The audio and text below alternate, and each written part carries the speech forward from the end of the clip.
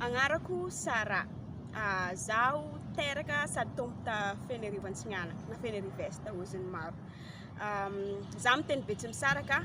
Betsimisaraka dia fiteny raiky amin'ny fiteny malagasy maro be.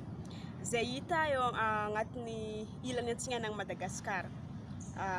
Raha zoeniko koa zegny amin'ny faritany Toamasina. Dia agnatin'izy io akao amin'ny Betsimisaraka zegny maro be karazana fiteny Betsimisaraka. Misy ny fiteny Betsimisaraka avaratra, misy ny fiteny Betsimisaraka atsimo. Fa ilay ataoko aketo io tsy fiteny Betsimisaraka avaratra na atsimo fô fiteny Betsimisaraka ataon'olo akao antegnategnany aka. Fenerivo zegny tegna nahatonga anahy dia zegny fomba fivolagnana.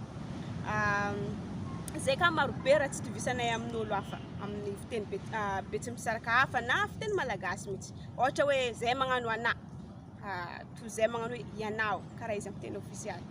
Dia akao ozinay, toy zay hoe ao ozin'ny fiteny malagasy ofisialy. Dia azoko honogno foagna le fomba fivolagnanay magnano hoe za take takafa anà tsy ta. Zay midika hoe tao za fa anao tsy tao. Tegna hoe spesialy ho anay mihitsy zegny le teny ary marihariha zay managna anazy.